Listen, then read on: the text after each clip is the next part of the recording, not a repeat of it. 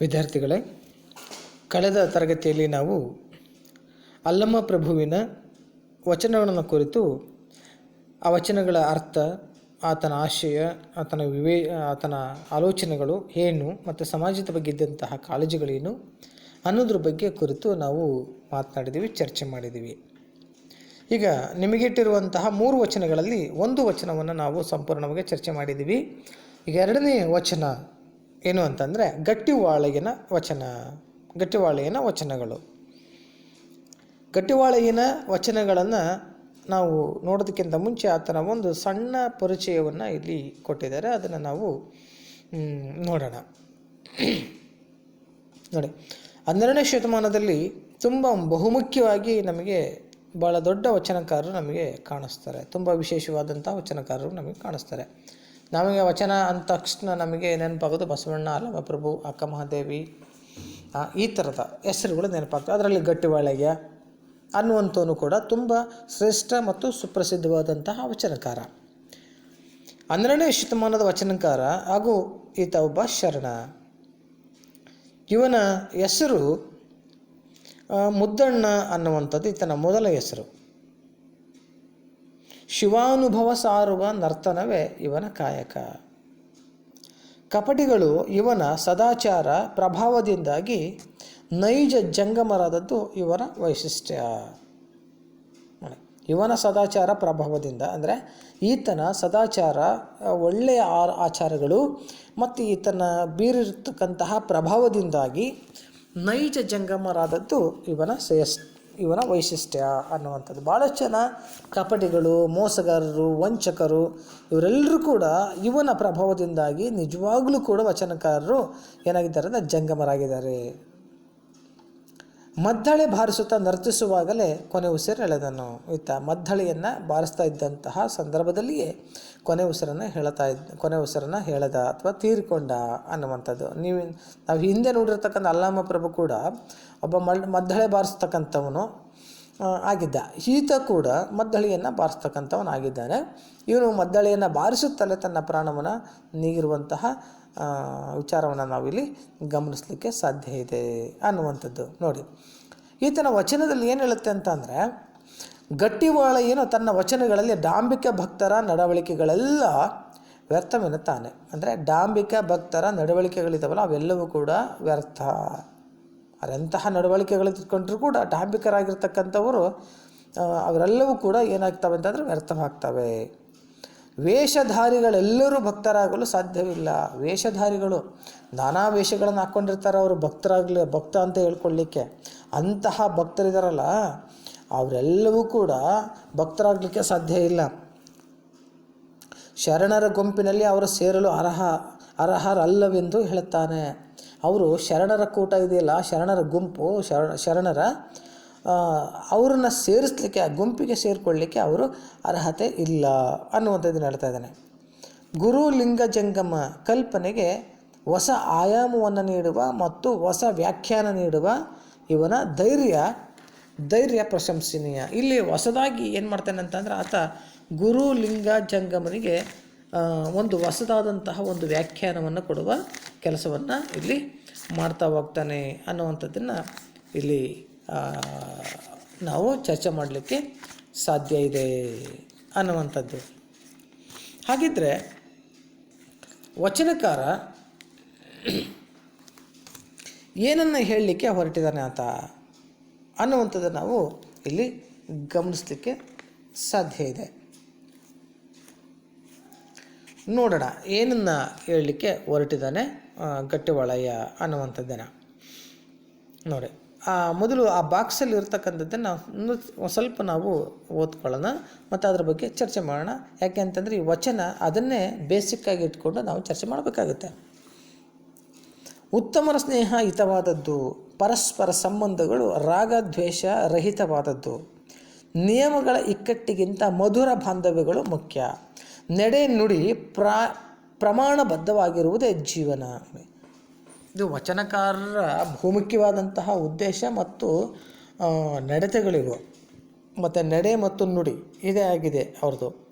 ಉತ್ತಮರ ಸ್ನೇಹ ಹಿತವಾದದ್ದು. ಯಾವತ್ತೂ ಗಟ್ಟಿವಾಳೆ ಏನು ಹೇಳ್ತಾನೆ ಅಂತಂದರೆ ಉತ್ತಮರ ಸ್ನೇಹ ಯಾವತ್ತೂ ಹಿತವಾಗಿರುತ್ತೆ ಅಂತ. ಉತ್ತಮರ ಗೆಳೆತನ ಅದು ಯಾವತ್ತೂ ಹಿತವಾಗಿರುತ್ತೆ ಅನ್ನುವಂಥದ್ದನ್ನು ಹೇಳ್ತಾ ಇದ್ದಾನೆ. ಒಳ್ಳೆಯದು, ಉತ್ತಮರ ಸ್ನೇಹ ಅನ್ನುವಂಥದ್ದು ಒಳ್ಳೆಯದು, ಜೀವನಕ್ಕೆ ಒಳ್ಳೆಯದು, ಬದುಕನ್ನು ನಡೆಸಲಿಕ್ಕೆ ಕೂಡ ಒಂದು ಮಾರ್ಗದರ್ಶನವನ್ನು ಕೊಡುತ್ತೆ ಅನ್ನುವಂತಹ ಆಲೋಚನೆ ಇಟ್ಕೊಂಡು ಹೇಳ್ತಾ ಇದ್ದಾನೆ. ಪರಸ್ಪರ ಸಂಬಂಧಗಳು ರಾಗದ್ವೇಷ ರಹಿತವಾದದ್ದು. ಪರಸ್ಪರ ಸಂಬಂಧಗಳಿದೆಯಲ್ಲ, ಅದು ರಾಗದ್ವೇಷ ರಹಿತವಾದದ್ದು. ಪರಸ್ಪರ ಸಂಬಂಧಗಳು ಉತ್ತಮವಾಗಿರ್ತಕ್ಕಂತಹ ಸ್ನೇಹವನ್ನು ನಾವು ಎಲ್ಲಿ ಮಾಡ್ತೀವಿ ಅಲ್ಲಿ ರಾಗದ್ವೇಷಗಳಿರೋದಿಲ್ಲ, ಆದ್ದರಿಂದ ಮುಕ್ತವಾಗಿರುತ್ತೆ ಅನ್ನುವಂಥದ್ದು. ನಿಯಮಗಳ ಇಕ್ಕಟ್ಟಿಗಿಂತ ಮಧುರ ಬಾಂಧವ್ಯಗಳು ಮುಖ್ಯ. ನಿಯಮಗಳು ನೋಡಿ, ಸಮಾಜದಲ್ಲಿ ಭಾಳಷ್ಟು ಜನ ನಿಯಮಗಳನ್ನ ಇಟ್ಕೊಂಡು ಬದುಕ್ತಾ ಇದ್ದಾರೆ. ಅಂತಹ ನಿಯಮಗಳ ನಡುವೆ ಇಕ್ಕಟ್ಟಿನಲ್ಲಿ ಸಿಗಾಕ್ಕೊಂಡು ಒಂದು ಮಧುರ ಬಾಂಧವ್ಯಗಳನ್ನು ನಾವು ಕಳೆದುಕೊಳ್ಳುವಂತಹ ಕೆಲಸವನ್ನು ಮಾಡ್ತಾಯಿದ್ದೀವಿ. ಅಂತಹ ಮಧುರವಾದ ಬಾಂಧವ್ಯಗಳನ್ನು ನಾವು ಇಟ್ಕೊಳ್ಬೇಕು ಅಂತಂದರೆ ನಿಯಮಗಳ ಇಕ್ಕಟ್ಟಿಗೆ ಸಿಲುಕ್ಕೊಳ್ಬಾರ್ದು ಅನ್ನುವಂಥದ್ದನ್ನು ಹೇಳ್ತಾ ಇದ್ದಾನೆ. ನಡೆ ನುಡಿ ಪ್ರಮಾಣಬದ್ಧವಾಗಿರುವುದೇ ಜೀವನ. ನಾವು ನಡೆದಂತೆ ನುಡಿಬೇಕು ಅಂತ, ಇದು ಬಹುಮುಖ್ಯ ವಚನಕಾರರ ಮಾತು ಇದು. ನಡೆದಂತೆ ನುಡಿ ಅಂತ. ಅಂತಹ ನಡೆ ಮತ್ತು ನುಡಿ ಪ್ರಮಾಣಬದ್ಧವಾಗಿ ಇಟ್ಟುಕೊಂಡು ಬದುಕುವಂಥದ್ದೇ ನಿಜವಾದ ಜೀವನ ಅನ್ನುವಂತಹ ಅಂಶಗಳನ್ನು ಇಟ್ಕೊಂಡು ಇಲ್ಲಿ ಗಟ್ಟಿವಾಳೆಯ ವಚನಗಳನ್ನು ಹೇಳುವ ಕೆಲಸವನ್ನು ಮಾಡ್ತಾ ಇದ್ದಾನೆ. ಏನನ್ನು ಹೇಳ್ತಾನೆ ನೋಡೋಣ. ನೋಡಿ,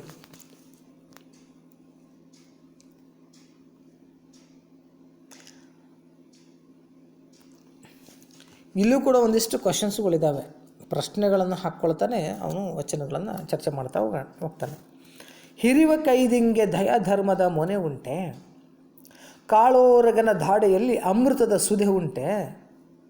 ಹಿರಿವ ಕೈದಿಂಗೆ ದಯಾಧರ್ಮದ ಮೊನೆ ಉಂಟೆ, ಕಾಳೋರಗನ ಧಾಡೆಯಲ್ಲಿ ಅಮೃತದ ಸುಧೆ ಉಂಟೆ.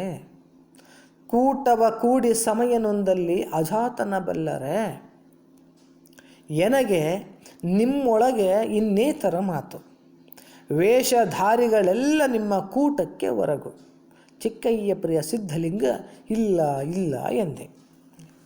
ಹಿರಿವ ಕೈದಿಂಗೆ ದಯಾಧರ್ಮದ ಮೊನೆ ಉಂಟೆ. ಹಿರಿಯುವ ಅಂದರೆ ಕೊಲ್ಲುವ, ಕೈದು ಅಂತಂದರೆ ಆಯುಧ. ದಯಾಧರ್ಮದ ಅಂತಂದರೆ ದಯೆ ಮತ್ತು ಧರ್ಮದ. ಮೊನೆ ಅಂತಂದರೆ ತುದಿ. ಹುಂಟೆ ಅಂತಂದರೆ ಹಿದೆಯೇ ಅಂತ ಹೇಳ್ತಾ ಇದ್ದಾನೆ. ಕಾಳೋರಗನ ಧಾಡೆಯಲ್ಲಿ, ಕಾಳೋರಗ ಅಂತಂದರೆ ಉಗ್ರವಾಗಿರ್ತಕ್ಕಂತಹ ಸರ್ಪ, ಅದು ಕೃಷ್ಣ ಸರ್ಪ ಅಂತ ಹೇಳ್ತಾನೆ ಇಲ್ಲಿ. ಕಾಳೋರಗನ ಧಾಡೆಯಲ್ಲಿ, ಧಾಡೆ ಅಂದರೆ ದವಡೆ. ಅಮೃತದ ಸುಧೆ ಉಂಟೆ. ಅಮೃತದ ಸುಧೆ ಇರಲಿಕ್ಕೆ ಸಾಧ್ಯವೇ? ಕೂಟವ ಕೂಡಿ ಅಂದರೆ ಜೊತೆಗೂಡಿ ಅಥವಾ ಗುಂಪುಗೂಡಿ. ಸಮಯ ನೊಂದುಕೊಂಡರೆ ಅಥವಾ ಸಮಯ ವ್ಯರ್ಥವಾದರೆ ಅಜಾತನ ಬಲ್ಲರೆ. ಅಜಾತ ಅಂತಂದರೆ ಹುಟ್ಟು ಇಲ್ಲದಿರ್ತಕ್ಕಂಥವನು. ಜಾತ ಅಂತಂದರೆ ಹುಟ್ಟು, ಅಜಾತ ಅಂದರೆ ಹುಟ್ಟಿಲ್ಲದಿರ್ತಕ್ಕಂಥವನು. ಹುಟ್ಟಿಲ್ಲದಿರ್ತಕ್ಕಂಥವನು ಯಾರು? ಶಿವ.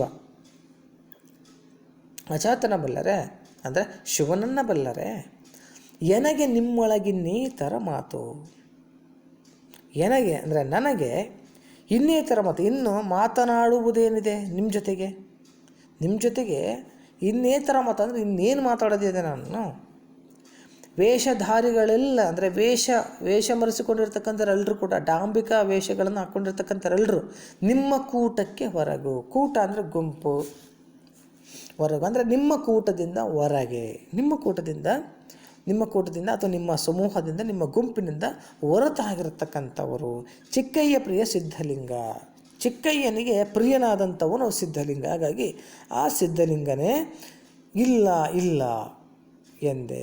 ಅಂದರೆ ಅಂಥವರು ನಿನ್ನ ಭಕ್ತರಾಗಲಿಕ್ಕೆ ಸಾಧ್ಯ ಇಲ್ಲ ಎಂದೆ ಅಂತ ಹೇಳ್ತಾ ಇದ್ದಾನೆ. ನೋಡಿ, ಕರೆಕ್ಟಾಗಿ ನಾವು ಇನ್ನೊಂದ್ಸರಿ ಚರ್ಚೆ ಮಾಡೋಣ. ಹಿರಿವ ಕೈದಿಂಗೆ ದಯಾಧರ್ಮದ ಮೊನೆ ಉಂಟೆ. ಹಿರಿಯುವ ಅಂದರೆ ಕೊಲ್ಲುವಂತಹ, ಕೈದಿಂಗೆ ಆಯುಧ. ದಯಾಧರ್ಮದ ಮೊನೆ ಉಂಟೆ. ಕೊಲ್ಲುವಂತಹ ಆಯುಧಕ್ಕೆ ದಯಾಧರ್ಮದ ಮೊನೆ ಇರೋದಕ್ಕೆ ಸಾಧ್ಯ ಇದೆಯೇ? ಮೊನೆ ಅಂದರೆ ತುದಿ ಇರೋದಕ್ಕೆ ಸಾಧ್ಯವಿದೆಯೇ? ಅದು ಕೊಲ್ಲುವ ಗುಣವನ್ನು ಹೊಂದಿರುತ್ತೆ ಹೊರತುವ ಕಾಪಾಡುವ ಅಥವಾ ಕಾಯುವ ಗುಣವನ್ನು ಹೊಂದಿರೋದಿಲ್ಲ. ಅದರ ಕೆಲಸ ಏನಂತಂದರೆ, ಆಯುಧದ ಕೆಲಸ ಏನಂದರೆ ಕೊಲ್ಲೋದು, ಚುಚ್ಚೋದೇ ಕೆಲಸ. ಮೊನೆ ಅಂದರೆ ತುದಿಗೆ, ಆ ತುದಿ ಏನು ಮಾಡುತ್ತೆ ಅಂದರೆ ಚುಚ್ಚುತ್ತೆ. ಆ ಚುಚ್ಚುವ ಗುಣ ಇದೆಯಲ್ಲ, ಅದು ಬದಲಾವಣೆ ಆಗಲಿಕ್ಕೆ ಸಾಧ್ಯ ಇಲ್ಲ. ಹಾಗಾಗಿ ಆ ದಯೆ ಮತ್ತು ಧರ್ಮ ಅನ್ನುವಂಥದ್ದು ಕೊಲ್ಲುವ ಆಯುಧಕ್ಕೆ ಇರೋದಕ್ಕೆ ಸಾಧ್ಯತೆ ಇಲ್ಲ. ಆದರೆ ಆ ಸಾಧ್ಯತೆ ಯಾವುದಕ್ಕಿರುತ್ತೆ ಅಂದರೆ ಮನುಷ್ಯನಿಗಿರುತ್ತೆ. ಅವನು ಬದಲಾವಣೆ ಆಗಬೇಕು ಅಷ್ಟೇ, ಬದಲಾವಣೆ ಆಗಬೇಕು. ಆದರೆ ಬದಲಾವಣೆ ಆಗದೇ ಇರುವಂತಹ ಗುಣಗಳು ಇಟ್ಟುಕೊಂಡಿರ್ತಕ್ಕಂಥವುಗಳಿದಾರಲ್ಲ, ಅವರಿಗೆ ಹೇಳ್ತಾ ಇದ್ದಾರೆ, ಅವ್ರು ಯಾವತ್ತೂ ಬದಲಾವಣೆ ಆಗೋದಿಲ್ಲ.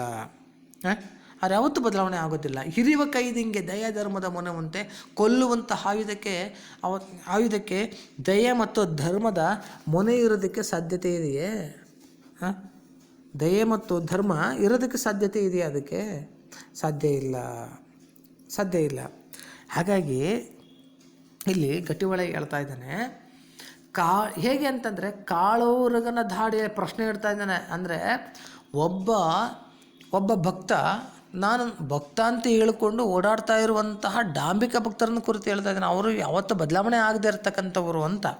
ಬಸವಣ್ಣ ಒಂದು ಕಡೆ ಹೇಳ್ತಾನೆ, ಏನು ಅಂದರೆ, ಸಗಣಿಯ ಬೆನಕಂಗೆ ಸಂಪಿಗೆ ಎರಳಲ್ಲಿ ಪೂಜಿಸಿದರೆ ರಂಜನೆಯಲ್ಲದೆ ಅದರ ಗಂಜಳ ಬಿಡದಣ್ಣ ಅಂತ. ಅಂದರೆ ಸಗಣಿಯ ಬೆನಕಂಗೆ, ನಾವು ಸಗಣಿಯಲ್ಲಿ ಬೆನಕನ್ನು ಮಾಡಿರ್ತೀವಿ, ನೀವು ಆ ಸಗಣಿಯ ಬೆನಕಂಗೆ ಸಂಪಿಗೆ ಹರಳನ್ನು ತಗೊಂಬಂದು, ಸಂಪಿಗೆ ಮೊಗ್ಗನ್ನು ತಗೊಂಬಂದು ನೀವು ಪೂಜೆ ಮಾಡಿದರೆ ಅದರ ವಾಸನೆಯನ್ನು ಬದಲಾವಣೆ ಆಗೋದಿಲ್ಲ. ಅದರ ಗುಣ ಹಾಗೇ ಇರುತ್ತೆ. ಹಾಗೆಯೇ ಖಡ್ಗ ಇದೆಯಲ್ಲ, ಅಥವಾ ಕೊಲ್ಲುವಂತಹ ಆಯುಧ ಇದೆಯಲ್ಲ, ಅದರ ಗುಣ ಯಾವತ್ತೂ ಬದಲಾವಣೆ ಆಗೋದಿಲ್ಲ. ಅದು ಕೊಲ್ಲುವ ಗುಣವನ್ನೇ ಹೊಂದಿರುತ್ತೆ ಅನ್ನುವಂಥದ್ದು. ಹಾಗೆಯೇ ಮುಂದುವರೆದು ಮಾತನಾಡ್ತಾರೆ. ಕಾಳೋರಗನ ಧಾಡೆಯಲ್ಲಿ ಅಮೃತದ ಸುದೆ ಉಂಟೆ. ಕಾಳೋರಗನ ಧಾಡೆಯಲ್ಲಿ ಅಮೃತದ ಸುದೆ ಉಂಟೆ ಅಂದರೆ ಆ ಸರ್ಪದ ದವಡೆಯಲ್ಲಿ ದವಡೆ ಅಂತಂದರೆ ಇನ್ನೊಂದು, ನೀವು ಕೋರೆ ಹಲ್ಲು, ಮುಂದ್ಗಡೆ ಹಲ್ಲುಗಳು ಇರ್ತವೆ, ವಿಷವನ್ನು ಬಿಡ್ತಕ್ಕಂಥ ಹಲ್ಲುಗಳು, ವಿಷವನ್ನು ತುಂಬಿಕೊಂಡಿರ್ತಕ್ಕಂಥ ಹಲ್ಲುಗಳು, ಅವುಗಳನ್ನ, ಅಥವಾ ಇಲ್ಲಿ ಕೋರೆ ಹಲ್ಲು ಅಂತೇಳಿ ಕೂಡ ನೀವು ಅರ್ಥ ಮಾಡ್ಕೊಳ್ಬೋದು, ಅಥವಾ ದವಡೆಯಲ್ಲಿರುವಂಥ ಹಲ್ಲುಗಳು ಅಂತೇಳಿ ಬೇಕಾದ್ರೆ ಅರ್ಥ ಮಾಡ್ಕೊಳ್ಬೋದು. ಆ ಹಲ್ಲುಗಳಲ್ಲಿ ಅಂದರೆ ಆ ಸರ್ಪದ ಭಯಾನಕವಾಗಿರ್ತಕ್ಕಂತಹ ಆ ಸರ್ಪದ ದವಡೆಯಲ್ಲಿ ಅಮೃತದ ಸುದೆ ಉಂಟೆ. ಅಮೃತ ಇರೋದಕ್ಕೆ ಸಾಧ್ಯತೆ ಇದೆಯೇ? ರುಚಿಕರವಾದಂತಹ ಅಮೃತ ಇರೋದಕ್ಕೆ ಸಾಧ್ಯವಿದೆಯೇ? ಸಾಧ್ಯ ಇಲ್ಲ. ಅದು ಯಾವತ್ತೂ ಕೂಡ ವಿಷವನ್ನು ಇಟ್ಕೊಂಡಿರ್ತಕ್ಕಂಥದ್ದೇ, ಅದು ಯಾವತ್ತೂ ಬದಲಾವಣೆ ಆಗೋದಿಲ್ಲ. ಹಾಗೆಯೇ ಡಾಂಬಿಕ ಭಕ್ತರಿದ್ದಾರಲ್ಲ, ವೇಷಮರಿಸಿಕೊಂಡು ನಾನೂ ಒಬ್ಬ ಭಕ್ತ ಅಂತ ಹೇಳಿಕೊಳ್ಳುವಂತಹ ಡಾಂಬಿಕ ಭಕ್ತರಿದ್ದಾರಲ್ಲ, ಅವರೂ ಕೂಡ ಹಾಗೆ, ಅವರು ಬದಲಾವಣೆ ಆಗದೇ ಇರತಕ್ಕಂಥವರು ಅನ್ನೋದನ್ನು ಇಲ್ಲಿ ಗಟ್ಟಿಯೊಳಗೆ ಹೇಳ್ತಾ ಇದ್ದಾನೆ. ನೋಡಿ, ಕೂಟವ ಕೂಡಿ ಸಮಯನೊಂದಲ್ಲಿ ಅಜಾತನ ಬಲ್ಲರೆ. ಕೂಟ ಅಂದರೆ ಗುಂಪು, ಕೂಡಿ ಅಂದರೆ ಸೇರಿಕೊಂಡು, ಸಮಯನೊಂದಲ್ಲಿ ಸಮಯ ವ್ಯರ್ಥ ಆದರೆ ಅಜಾತನ ಬಲ್ಲರೆ, ಶಿವನನ್ನು ಅವರು ತಿಳ್ಕೊಳ್ಳಿಕ್ಕೆ ಸಾಧ್ಯತೆ ಇದೆಯೇ? ಅವರು ಶಿವನನ್ನು ಬಲ್ಲರೆ ಅಂದರೆ ಶಿವನನ್ನು ಅರ್ಥ ಮಾಡ್ಕೊಳ್ಳಿಕ್ಕೆ ಸಾಧ್ಯತೆ ಇದೆಯೇ? ಸಾಧ್ಯ ಇಲ್ಲ. ಅಂದರೆ ಇಲ್ಲಿ ಯಾವತ್ತೂ ಕೂಡ ಸಮಯವನ್ನು ವ್ಯರ್ಥ ಮಾಡಿದರೆ ಶಿವನನ್ನು ಅರ್ಥ ಮಾಡ್ಕೊಳ್ಳಿಕ್ಕೆ ಸಾಧ್ಯತೆ ಇಲ್ಲ. ಯಾವತ್ತು ಶಿವನ ಭಕ್ತರು ಆತನ ಧ್ಯಾನದಲ್ಲಿ, ಆತನ ಆರಾಧನೆಯಲ್ಲಿ ತೊಡಗಿರಬೇಕು, ಆಗ ಶಿವನನ್ನು ಅರ್ಥ ಮಾಡ್ಕೊಳ್ಳಿಕ್ಕೆ ಸಾಧ್ಯತೆ ಇದೆ. ಆದರೆ ವೇಷ ಮರೆಸಿಕೊಂಡು ನಾನು ಶಿವಭಕ್ತ ಅಂತ ಹೇಳಿ ಗುಂಪುಗಳನ್ನು ಸೇರಿಕೊಂಡು, ಸಮಯ ವ್ಯರ್ಥ ಮಾಡ್ತಕ್ಕಂಥ ಜನರ ಗುಂಪುಗಳನ್ನು ಸೇರಿಕೊಂಡು ಸಮಯವನ್ನು ವ್ಯರ್ಥ ಮಾಡಿದ್ರೆ ಶಿವನನ್ನು ಅವರು ಅರ್ಥ ಮಾಡ್ಕೊಳ್ಳಿಕ್ಕೆ ಸಾಧ್ಯ ಇಲ್ಲ. ಅದು ಶಿವಭಕ್ತನ ದಾರಿಯೂ ಅಲ್ಲ, ಮಾರ್ಗವೂ ಅಲ್ಲ, ಅದು ಗುಣವೂ ಅಲ್ಲ ಅನ್ನುವಂಥದ್ದನ್ನು ಇಲ್ಲಿ ಕಟ್ಟಿವಾಳಯ್ಯ ಹೇಳ್ತಾ ಇದ್ದಾನೆ. ನೋಡಿ ಎಷ್ಟು ಚೆನ್ನಾಗಿ ಹೇಳ್ತಾನೆ ಅಂತಂದರೆ, ಸಮಯನೊಂದಲ್ಲಿ, ಅದು ಸಮಯವನ್ನು ವ್ಯರ್ಥ ಮಾಡಿದಾಗ ಭಾಳಷ್ಟು ಜನ ಸಮಯದ ಬಗ್ಗೆ ಆಲೋಚನೆ ಮಾಡೋದಿಲ್ಲ. ಇಲ್ಲಿ ನಾವೇನಾದರೂ ಸಮಯವನ್ನು ವ್ಯರ್ಥ ಮಾಡಿದರೆ ನಾವು ನೊಂದ್ಕೊಳ್ಳೋದಿಲ್ಲ, ಸಮಯವೇ ನೊಂದ್ಕೊಳ್ಳುತ್ತೆ ಅಂತ ಹೇಳ್ತಾರೆ. ಸಮಯವೇ ನೊಂದ್ಕೊಂಡು ಬಿಡುತ್ತೆ. ಹಾಗಾಗಿ ಸಮಯವನ್ನು ನೋಯಿಸ್ತಕ್ಕಂಥವ್ರು, ಸಮಯವನ್ನು ವ್ಯರ್ಥ ಮಾಡ್ತಕ್ಕಂಥವ್ರು ಶಿವನನ್ನು ಕಾಣಲಿಕ್ಕೆ ಸಾಧ್ಯವಿಲ್ಲ. ನನಗೆ ನಿಮ್ಮೊಳಗೆ ಇನ್ನೇತರ ಮಾತು, ಇಂಥವರ ಜೊತೆಗೆ ನನಗೆ ಯಾವ ಥರದ ಮಾತೂ ಇಲ್ಲ. ಇಂಥವ್ರ ಜೊತೆಗೆ ಯಾವ ಥರದ್ದು ನಾನು ಮಾತನಾಡೋದಕ್ಕೆ ಇಷ್ಟಪಡೋದಿಲ್ಲ, ಮಾತು ಆಡೋದಿಲ್ಲ. ವೇಷಧಾರಿಗಳೆಲ್ಲ ನಿಮ್ಮ ಕೂಟಕ್ಕೆ ಬರೋದು. ಈ ರೂಪದಲ್ಲಿ ವೇಷವನ್ನು ಬರೆಸಿಕೊಂಡು ನಾನು ಶಿವಭಕ್ತ ಅಂತ ಹೇಳಿಕೊಂಡು ಬರ್ತಕ್ಕಂಥವ್ರು ಇದ್ದಾರಲ್ಲ, ಇವರು ನಿಮ್ಮ ಕೂಟಕ್ಕೆ ಹೊರಗು. ಅಂದರೆ ಈ ಕೂಟ ಯಾವುದಂದರೆ ಶಿವಶರಣರ ಕೂಟ. ಈ ಶಿವಶರಣರ ಕೂಟದಿಂದ ಅವರು ಹೊರಗಿರ್ತಾರೆ, ಅವರಿಗೆ ಯಾವುದೇ ಪ್ರವೇಶ ಇಲ್ಲ ಇಲ್ಲಿ ಅನ್ನುವಂಥದ್ದನ್ನು ಇಲ್ಲಿ ಕಟ್ಟಿವಾಳಯ್ಯ ಹೇಳ್ತಾ ಇದ್ದಾನೆ. ಚಿಕ್ಕಯ್ಯ ಪ್ರಿಯ ಸಿದ್ಧಲಿಂಗ ಇಲ್ಲ ಎಂದೆ. ಚಿಕ್ಕಯ್ಯ ಪ್ರಿಯ ಅಂದರೆ ಚಿಕ್ಕಯ್ಯನಿಗೆ ಪ್ರಿಯವಾದಂತಹ ಸಿದ್ಧಲಿಂಗನೇ, ಅಂಥವರು ನಿನ್ನ ಭಕ್ತರಾಗಲಿಕ್ಕೆ ಸಾಧ್ಯತೆ ಇಲ್ಲ ಅನ್ನೋದನ್ನು ಹೇಳ್ತಾ ಇದ್ದಾನೆ. ನೋಡಿ, ಎರಡನೇ ವಚನ ಅರ್ಥ ಆಯಿತು ಅಂತ ಅನಿಸುತ್ತೆ. ಎರಡನೇ ವಚನ ನೋಡಿ, ತಪವೆಂಬುದು ಬಂಧನ, ನೇಮವೆಂಬುದು ತಗವು, ಶೀಲವೆಂಬುದು ಸೂತಕ, ಕಟ್ಟಿನ ರಥದ ಭಾಷೆಯೆಂಬುದು ನಗೆಗೀಡಾಗಿತ್ತು ನೋಡ. ನಗೆ ಹೊಗೆ ಒಣ್ಣಿದ್ದಲ್ಲಿ ಹೊಗೆ ಜಗವಾದಡೆ, ಚಿಕ್ಕಯ್ಯ ಪ್ರಿಯ ಸಿದ್ಧಲಿಂಗ ಇಲ್ಲ ನಿಲ್ಲು ಮಾಡು. ತಪವೆಂಬುದು ಬಂಧನ. ಈಗ ನಾವು ಮೇಲಿನ ವಚನಗಳಲ್ಲಿ ನಾವು ಹೇಳಿದ್ವಿ ಏನು ಅಂತಂದರೆ, ಅಲ್ಲಿ ನಿಮಗೊಂದು ಪ್ರಶ್ನೆ ಕೂಡ ಬರ್ಬೋದು, ಸಂದರ್ಭ ಕೂಡ ನಿಮಗೆ ಸಾಧ್ಯತೆ ಇದೆ. ದಯಾಧರ್ಮದ ಮನೆ ಯಾವುದಕ್ಕೆ ವೇಷಧಾರಿಗಳೆಲ್ಲ ನಿಮ್ಮ ಕೂಟಕ್ಕೆ ಹೊರಗು ಅನ್ನ. ವೇಷಧಾರಿಗಳೆಲ್ಲ ನಿಮ್ಮ ಕೂಟಕ್ಕೆ ಹೊರಗು, ಈ ಒಂದು ಸಂದರ್ಭ ನಿಮಗೆ ಕೇಳ್ತಾರೆ. ವೇಷಧಾರಿಗಳೆಲ್ಲ ನಿಮ್ಮ ಕೂಟಕ್ಕೆ ಹೊರಗು ಅನ್ನುವಂಥದ್ದನ್ನು. ನೆಕ್ಸ್ಟು ನೋಡಿ, ಅದರಲ್ಲಿ ಕೈದು ಅಂತ ನಾನು ಮಾತನಾಡಿದೆ. ಆಯುಧ, ಕಾಳೋರಗ, ಸರ್ಪ ಏನು. ಈಗ ಪ್ರಶ್ನೆ ಕೇಳ್ತಾರೆ ನಿಮಗೆ ಏನು ಅಂದರೆ, ಕೈದು ಮತ್ತು ಕಾಳೋರಗಗಳಿಗೆ ಏನೇನು ಇರುವುದಿಲ್ಲ ಅಂತ ಪ್ರಶ್ನೆ ಬಂದಾಗ 2 ಅಂಕಗಳಿಗೆ ನೀವು ಅದನ್ನು ಬರೀಬೇಕಾಗುತ್ತೆ. ಕೈದಕ್ಕೆ ಏನಿರಲಿಲ್ಲ, ದಯಾಧರ್ಮದ ಮನೆ ಇರೋದಿಲ್ಲ. ಕಾಳೋರಗನ ಧಾಡಿಯಲ್ಲಿ ಏನಿರೋದಿಲ್ಲ, ಅಮೃತದ ಸುದೆ ಇರುವುದಿಲ್ಲ ಅನ್ನೋದನ್ನು ನೀವು ಕರೆಕ್ಟಾಗಿ ಅಂಡರ್ಸ್ಟ್ಯಾಂಡಿಂಗ್ ಮಾಡ್ಕೊಂಡು ಬರೀಬೇಕಾಗುತ್ತೆ 2 ಅಂಕದ ಪ್ರಶ್ನೆಗಳಿಗೆ. ಸೊ ಇಲ್ಲಿ ಎರಡನೇ ವಚನ ನೋಡಿ, ತಪವೆಂಬುದು ಬಂಧನ, ನೇಮವೆಂಬುದು ತಗವು, ಶೀಲವೆಂಬುದು ಸೂತಕ, ಕಟ್ಟಿನ ರಥದ ಭಾಷೆಯೆಂಬುದು ನಗೆಗೀಡಾಯಿತ್ತು ನೋಡ. ನಗೆ ಹೊಗೆ ಒಣ್ಣಿದ್ದಲ್ಲಿ ಹೊಗೆ ಜಗವಾದಡೆ, ಚಿಕ್ಕಯ್ಯ ಪ್ರಿಯ ಸಿದ್ಧಲಿಂಗ ಇಲ್ಲ ನಿಲ್ಲು ಮಾಡು ಅಂತ. ನಿಮಗೆ 2 ಅಂಕದ ಪ್ರಶ್ನೆಗಳಿಗೆ ಇದರಲ್ಲೂ ಕೂಡ ಪ್ರಶ್ನೆ ಇದೆ. ತಗವು ಸೂತಕಗಳು ಯಾವುವು ಅಂತ. ತಗವು ಮತ್ತು ಸೂತಕಗಳು ಯಾವುವು? ತಗವೆಂಬುದು ಇಲ್ಲಿ ಈ ಪ್ರಶ್ನೆ. ತಗವೆಂಬುದು, ನೇಮವೆಂಬುದು ತಗವು, ಶೀಲವೆಂಬುದು ಸೂತಕ. 2 ಅಂಕಕ್ಕೆ ಇಷ್ಟು ಬರ್ತಾರೆ ಸಾಕು, ನಿಮಗೆ 2 ಅಂಕ ನಿಮಗೆ ಸಿಗುತ್ತೆ. ಆಯಿತಾ? ನೋಡಿ, ತಪವೆಂಬುದು ಬಂಧನ. ಇಲ್ಲಿ ತಪ ಅಂತಂದರೆ ತಪಸ್ಸು, ನಮಗೆ ಅರ್ಥ ಆಗುತ್ತೆ ತಪಸ್ಸು ಎನ್ನುವಂಥದ್ದು ಅನ್ನೋವಂಥದ್ದು. ಬಂಧನ, ತಪವೆಂಬುದು ಬಂಧನ ಅಂತಂದರೆ ಒಂದು ರೀತಿಯಲ್ಲಿ ಅದನ್ನು ನಿರ್ಬಂಧಕ್ಕೆ ಒಳಪಡಿಸ್ತಕ್ಕಂಥದ್ದು. ಇಲ್ಲಿ ನಾವು ಅನೇಕ ಪುರಾಣಗಳಲ್ಲಿ, ಅನೇಕ ಕೃತಿಗಳಲ್ಲಿ ನಾವು ಓದ್ಕೊಂಡು ಬಂದಿದ್ದೀವಿ. ಏನು ಅಂತಂದರೆ, ತಪಸ್ಸನ್ನು ಮಾಡೋದ್ರ ಮೂಲಕ ಭಾಳಷ್ಟು ಜನ ಏನು ಮಾಡಿದ್ದಾರೆ ಅಂತಂದರೆ ತಮ್ಮ ಮನಸ್ಸನ್ನು, ತಮ್ಮ ದೇಹವನ್ನು ನಿಗ್ರಹಿಸಿದ್ದಾರೆ ಅನ್ನುವಂಥದ್ದನ್ನು. ಆದರೆ ವಚನಕಾರ ಏನು ಹೇಳ್ತಾ ಇದ್ದಾನೆ ಅಂತಂದರೆ, ಆ ತಪಸ್ಸು ಅನ್ನುವಂಥದ್ದೇ ಒಂದು ಬಂಧನ ಅಂತ. ತಪಸ್ಸು ಅನ್ನುವಂಥದ್ದೇ ಬಂಧನ. ಅಮ್ಮ, ಈ ದೇಹವನ್ನು ಏನು ಮಾಡಬೇಕು ಹಾಗಿದ್ರೆ ಅಂತ ಬಂಧನಕ್ಕೆ ಒಳಪಡಿಸದೆ ಅದನ್ನು ತಯಾರಿ ಮಾಡಬೇಕು ಅಂತ. ಬಂಧನಕ್ಕೆ ಒಳಪಡಿಸದೆ ನಾವು ಬಂಧನಕ್ಕೆ ಒಳಗಾಗ್ತೀವಿ. ಆ ಬಂಧನಕ್ಕೆ ಒಳಗಾಗದೆ ನಾವು ಏನು ಮಾಡಬೇಕು ಅಂತಂದರೆ, ನಾವು ಅದನ್ನು ತಯಾರಿಗೊಳಿಸ್ಬೇಕಾಗತ್ತೆ ಅನ್ನುವಂಥದ್ದನ್ನು ಇಲ್ಲಿ ಕವಿ ವಚನಕಾರ ಇಲ್ಲಿ ಮಾತನಾಡ್ತಾ ಇದ್ದಾರೆ. ಹಾಗೆ ನೋಡಿ, ನೇಮವೆಂಬುದು ತಗವು. ನಿಯಮ ಅಂದರೆ ನಿಯಮ ಅನ್ನುವಂಥದ್ದು ಏನು ಅಂತಂದರೆ, ತಗ ಅಂದರೆ ಆಚರಣೆ, ತಡೆ ಅಥವಾ ಅಡ್ಡಿಯನ್ನು ಉಂಟು ಮಾಡ್ತಕ್ಕಂಥದ್ದು. ಭಾಳಷ್ಟು ಜನ ನಿಯಮಗಳನ್ನು ಇಟ್ಕೊಂಡು ಏನು ಮಾಡ್ತಾರೆ ಅಂತಂದರೆ, ಇಡೀ ಬದುಕನ್ನು ಸಾಗಿಸುವ, ಇಡೀ ಬದುಕನ್ನು ಕಳೆಯುವಂತಹ ಕೆಲಸಗಳನ್ನು ಮಾಡ್ತಾಯಿದ್ದಾರೆ. ಅಂದರೆ ನಾನು ಹಾಗೆ ಮಾಡಬೇಕು, ಹೀಗೆ ಮಾಡಬೇಕು, ಹಾಗೇ ಮಾಡಬೇಕು, ಹೀಗೆ ಮಾಡಬೇಕು, ಹೀಗೆ ಮಾಡಿದರೆ ನಿಯಮ ಅದು ಅನ್ನುವಂತಹದ್ದನ್ನು ಇಟ್ಕೊಂಡು ಇಡೀ ಬದುಕನ್ನು, ಇಡೀ ಜೀವನವನ್ನು ಕಳೆಯುವ ಕೆಲಸವನ್ನು ಮಾಡ್ತಾರೆ. ಆದರೆ ವಚನಕಾರ ಏನು ಹೇಳ್ತಾ ಇದ್ದಾನೆ ಅಂತಂದರೆ, ನಿಯಮವೆಂಬುದು ತಡೆ, ನಿಯಮ ಎಂಬುದು ತಗವು. ನಿಯಮ ಅನ್ನುವಂಥದ್ದು ಒಂದು ಹೇಗೆ ಅಂತಂದರೆ ಅದು ತಡೆ, ಆಚರಣೆ, ಅಡ್ಡಿಯನ್ನು ಉಂಟು ಮಾಡತಕ್ಕಂಥದ್ದು ಆಗಿದೆ. ಹಾಗಾಗಿ ಆ ನಿಯಮವೇ ಒಂದು ರೀತಿಯಲ್ಲಿ ಅದು ತಡೆ. ನಾವು ನಿಯಮ ಅಂತ ನಾವೇನಾದರೂ ಅಂದ್ಕೊಂಡು ನಿಯಮಗಳಿಗೆ ತಕ್ಕಂತೆ ನಾವು ಬದುಕಬೇಕು ಅಂತ ಅಂದ್ಕೊಂಡಿದ್ರೆ ಅದೇ ತಡೆ, ಅದೇ ಆಚರಣೆ. ನಾವು ಅದನ್ನು ಅರ್ಥ ಮಾಡ್ಕೊಳ್ಬೇಕು ಅನ್ನುವಂಥದ್ದನ್ನು ಹೇಳ್ತಾ ಇದ್ದಾನೆ. ನಾವು ಭಾಳಷ್ಟು ಜನ ನಿಯಮ ಅಂತಂದರೆ ದೇವರಿಗೆ ಎಡೆ ಹಾಕಿ ಊಟ ಮಾಡೋದಕ್ಕಿಂತ ಮುಂಚೆ ದೇವರಿಗೆ ಎಡೆ ಹಾಕಬೇಕು, ಆಮೇಲೆ ಒಂದು ಹೊತ್ತು ಉಪವಾಸ ಇರಬೇಕು, ಅಥವಾ ನೆಲದ ಮೇಲೆ ಊಟ ಮಾಡಬೇಕು, ಇವೆಲ್ಲ ನಿಯಮಗಳಿರ್ತವೆ.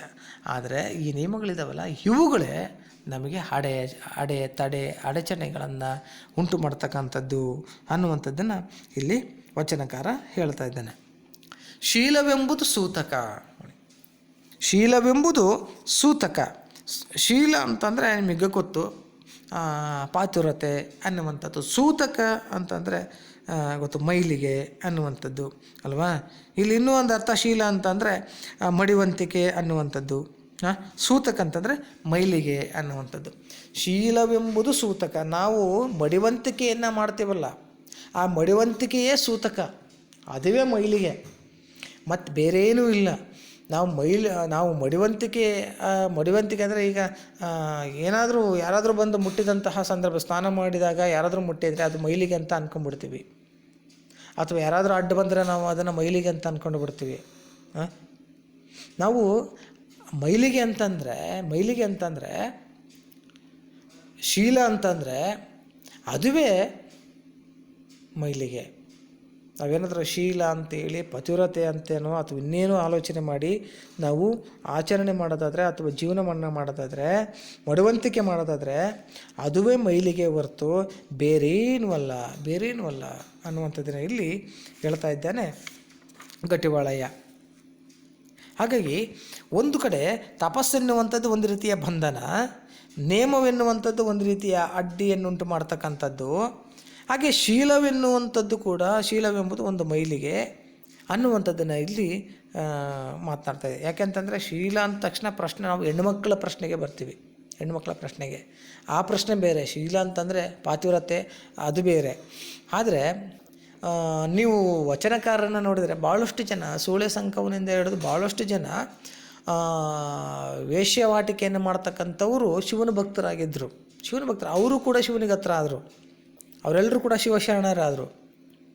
ಹಾಗಂತ ಪಾತಿವ್ರತೆಯಿಂದ ಇರಬೇಕು ಅಂತಲ್ಲ, ಆದರೆ ಆರಾಧನೆ ಮಾಡಲಿಕ್ಕೆ, ಶಿವನ ಭಕ್ತನಾಗಲಿಕ್ಕೆ ಯಾವ ಆ ಥರದ ಗುಣಗಳು ಬೇಕಾಗಿರೋದು ಸದ್ಗುಣಗಳು, ಶಿವನನ್ನು ಆರಾಧನೆ ಮಾಡ್ತಕ್ಕಂಥ ಗುಣಗಳು ಬೇಕಾಗಿದೆ ಅನ್ನುವಂಥ. ಹಾಗಾಗಿ ನಾವು ಶೀಲವೆನ್ನುವಂಥದ್ದನ್ನು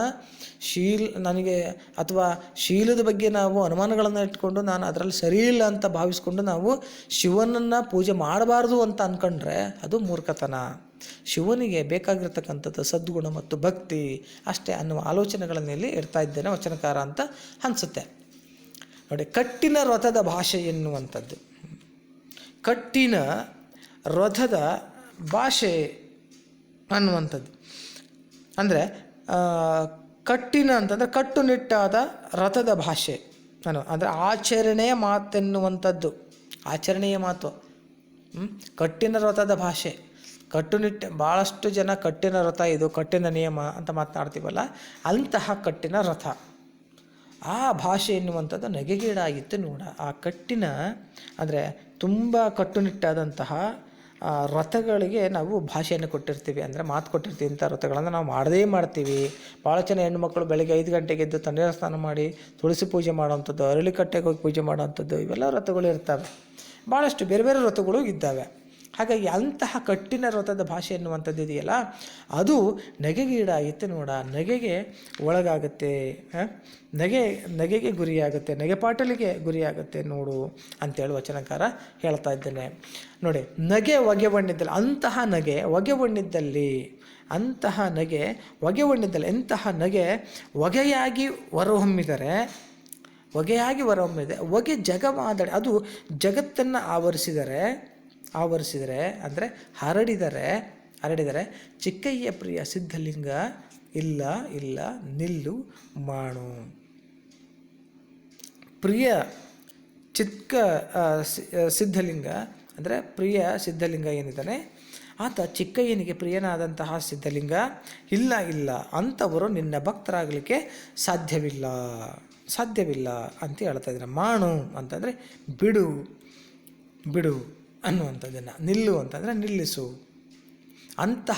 ಅಂತಹ ಆಚರಣೆಗಳನ್ನು, ಅಂತಹ ತಪಗಳನ್ನು, ಅಂತಹ ನಿಯಮಗಳನ್ನು, ಅಂತಹ ಶೀಲದ ಮಾತುಗಳನ್ನು, ಅಂತಹ ಕಠಿಣ ವ್ರತದ ಭಾಷೆಗಳನ್ನು ನೀವು ಬಿಟ್ಟು ಸಹಜವಾಗಿ ಸ್ವತಂತ್ರವಾಗಿ ಬದುಕುವಂತಹ ಕೆಲಸವನ್ನು ಮಾಡಿ.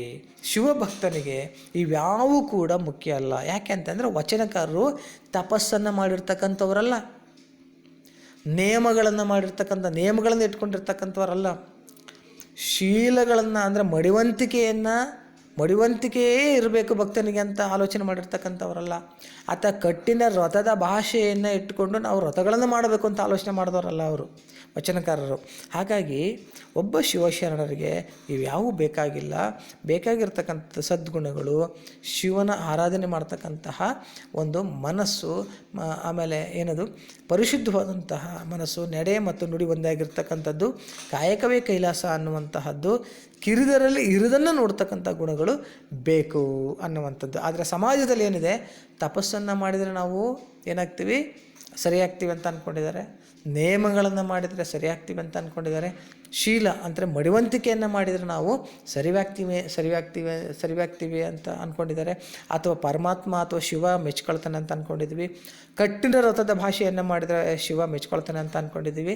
ಇವ್ಯಾವೂ ಅಲ್ಲ ಅಂತೇಳಿ ಹೇಳ್ತಾ ಇದ್ದೇನೆ. ಹಾಗಾಗಿ ಇಂಥವುಗಳನ್ನು ಬಿಟ್ಟು ನಾವು ಸ್ವತಂತ್ರವಾಗಿ ಆಲೋಚನೆ ಮಾಡುವ ಕೆಲಸಗಳನ್ನು ನಾವು ಮಾಡಬೇಕು ಅನ್ನುವಂಥದ್ದನ್ನು ಇಲ್ಲಿ ವಚನಕಾರ ಹೇಳ್ತಾ ಇದ್ದಾನೆ. ಇದಿಷ್ಟು ವಚನ ಇರಲಿ. ಮುಂದಿನ ತರಗತಿಯಲ್ಲಿ ನಾವು ಕೊನೆಯ ಒಂದು ವಚನವನ್ನು ಮುಗಿಸಿ ನಾವು ಅಕ್ಕಮಹಾದೇವಿ ವಚನಕ್ಕೆ ನಾವು ಹೋಗೋಣ. ನಾನು ಅಲ್ಲಮ ಪ್ರಭುವಿನ ವಚನದ ಬಗ್ಗೆ ನಾನು ಒಂದು ಹೋಮ್ವರ್ಕನ್ನು ನಿಮಗೆ ಕೊಡಬೇಕು.